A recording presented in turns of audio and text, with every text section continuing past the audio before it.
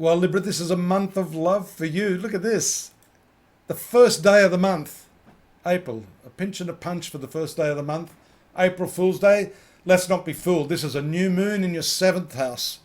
The new moon is always indicative of the opening up of a new chapter in life. And so even if you're in an existing relationship, we see that this new moon here, along with Mercury, can show a brand new attitude, a new approach to the way you communicate. Notice the suddenness of that conjunction with Uranus a day or two later in your 8th house of sexuality and sensual experiences.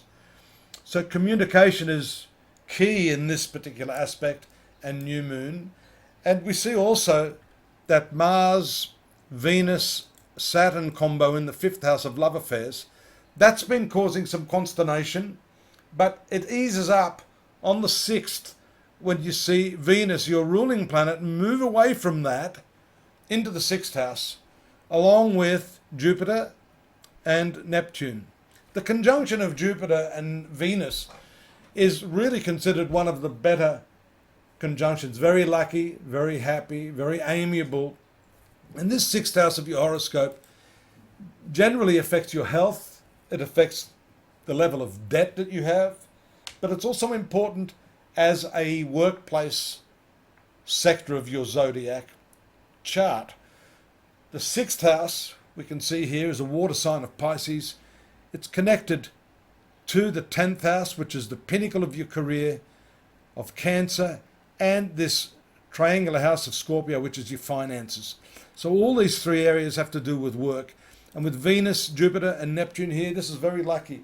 It's a very good omen for your workplace relations, and it's also great for improving your health. So if you had some tension, some instability in that area, some indecision relating to that, this is the time when you can get all of that stuff back on track. And it's fortunate for the quality of the work that you produce. Mercury moves to your 8th house here. This is deep research, inventions, being innovative and I guess different to other people, unique in your approach. You'll also notice that that is at odds, not quite with the Saturn and Mars, but Mars moves out of that area on the 16th, right before this full moon, again in the sun sign of your Libran chart, right opposite the relationship area. So I think this is shining a light on yourself. You've got that new moon giving a whole new perspective to your relationships.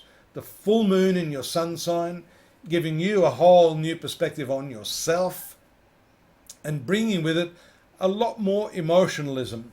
The creativity of Venus, Jupiter, and the good fortune of those two planets in your 6th house, and then Mars making its way into there. Very dominant sort of theme. It's not good for your partnerships, your spouse, or your long-term relationships, because this is the 12th house for the marital sector. This shows some medical intervention, possibly, some difficulty in the health of your partner, some high expenditure. That could be an area of contention if you're with someone who is not exactly prudent with the way they spend their money. You may be having words with them this month. On the home front, you see around the 23rd, as the moon moves into conjunction with Pluto, there can be some politics on the home front. On the 20th, you've got that transit of the sun into the 8th house.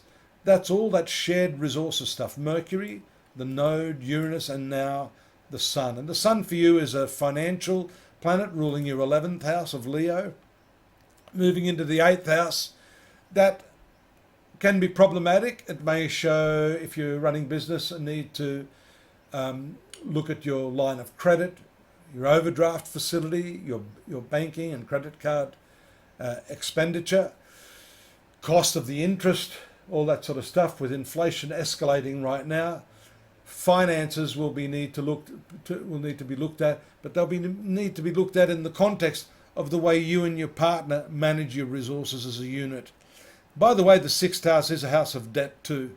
This can show how you're spending money, and having 4 planets there, the important thing to mention here is that you need a way of curtailing those overheads, cutting back the fat so that you can actually make some headway in your savings and your future security materially.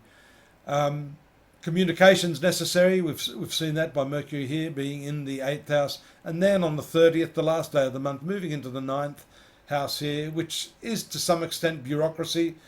You know, if you're going to get a positive spin on all of this banking and finance, you're going to need to do all that damn paperwork, which I hate. Anyhow, not a nice note to finish up on, but generally not a bad conjunction here in your 6th house.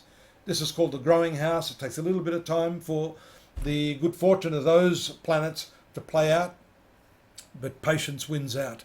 Pop on over to astrology.com.au. That's my site. That's where you'll find a whole lot of other stuff there, Libra, to help you through this month, next month, and the rest of the year for that matter. If you need to drop me a line, you might want to have a more personal view of what's going on. We can look at your specific problems based upon your rising sign, lunar sign, and that's all done in Vedic astrology, which is my specialty. So I hope you'll avail yourself of that. And of course, don't forget to subscribe. I'll see you next month, I hope. Take care for now. Bye-bye.